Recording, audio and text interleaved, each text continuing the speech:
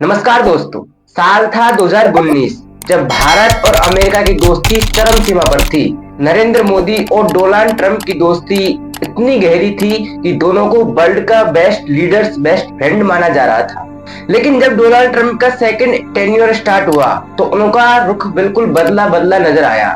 उन्होंने अब ना किसी को दोस्त समझा ना किसी को दुश्मन समझा। उन्होंने हर किसी के साथ एक वैचारिक व्यवहार करते हुए अपनी देश के फायदे के लिए, अमेरिका के फायदे के लिए वो सारे काम जो करने थे वो किए, चाहे वो टैरिफ हो चाहे कुछ भी हो। इसी बीच यदि हम भारत की हिस्ट्री के 20 से 25-30 साल फ्लैशबैक में जाए और हम पता लगाए कि असलियत में किस देश ने भारत के साथ वो व्यवहार किया है, वो मित्रता वाला व्यवहार किया है, तो हमको एक ही देश नजर आता है और वो रसिया।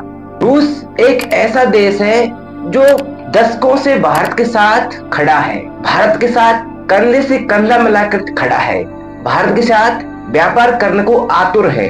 मैं आज की बात नहीं बता रहा कि नरेंद्र मोदी और पुतिन के बीच में क्या बॉन्डिंग है। मैं फ्लैशबैक की पूरी हिस्ट्री को चेक करके और आपके सामने जो तथ्य रख रहा हूँ उसके हिसाब से वो कह रहा हूँ कि जो पुतिन है और 25-30 साल से पुतिन रूल कर रहे हैं रसिया को, और जब से वो भारत आते हैं, चाहे वो अटल बिहारी वाजपेयी के टाइम पर आए थे और मनमोहन सिंह जी के टाइम पर आए थे, अब नरेंद्र मोदी जी के टाइम पर आते हैं, उनका वही रुख भारत के प्रति। उन्होंने कभी भी भारत को एक नेगेटिविटी के रूप में उनको कभी भी, ना उनका कोई स्टेटमेंट है ना उन्होंने कभी ऐसा बयान दिया है। व्लादिमीर पुतिन का भारत को लेकर एक साफ रुख रहता है कि भारत एक लोकतांत्रिक देश है, भारत सत्य की आवाज को आगे रखता है और रखते आया है और रखता रखेगा। तो क्या हम अब ये मान लें कि भारत और रसिया की बॉन्डिंग जो सालों से चलती आ रही है, दशकों से चलती आ रही है, वो एक पुख्ता रूप धारण कर चुकी है?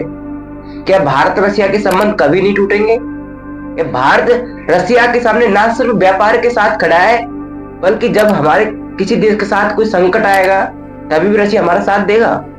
व्लादिमीर पुतिन एक ऐसे आदमी है जो जल्दी से किसी देश में जाते नहीं है, अपने किसी टूर नहीं करते हैं, दौरा नहीं करते हैं। वो टैरिफ की मार जब भारत झेल रहा है, ट्रम्प के टैरिफ की मार झेल रहा है, उस टाइम पे वो भारत में आए हैं। एक दो दिन, डेढ़ दिन रुक कर बैठ लगातार नरेंद्र मोदी से 2-2.5 घंटे की अकेले में बातचीत करके गए हैं, व्यापारिक समझौते भी हुए हैं।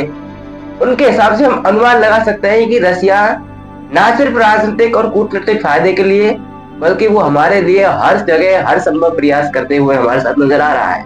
हाल ही में हुए पुतिन के दौरे के हम कुछ आपको समझौते दिखाएंगे। इससे भारत को क्या फायदा मिला, इसको रसिया से क्या फायदा मिला, और भारत को कौन कौन से समझौते हैं जिन पर भारत और रसिया ने हस्ताक्षर किए हैं।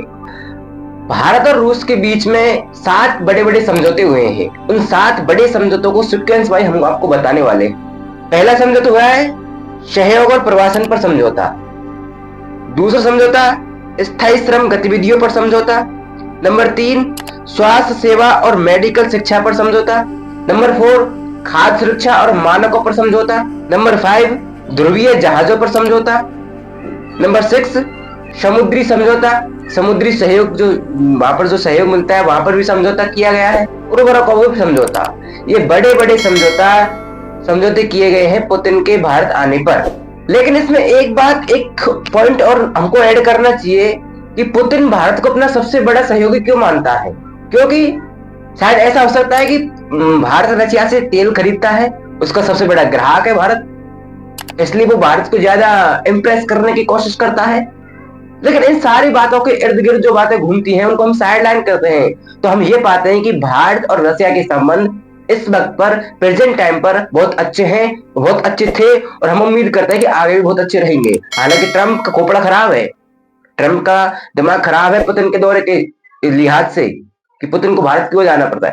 अब हालांकि अभी तक तो ट्रंप का कोई बयान आया नहीं, शायद वो उनके सामने कोई मीडिया वाले आए नहीं, वो कोई कभी कभी स्टेटमेंट देंगे रसिया और भारत के ऊपर, पुतिन की जो इन भारत का दौरा है इसके ऊपर कोई ना कोई स्टेटमेंट आएगा।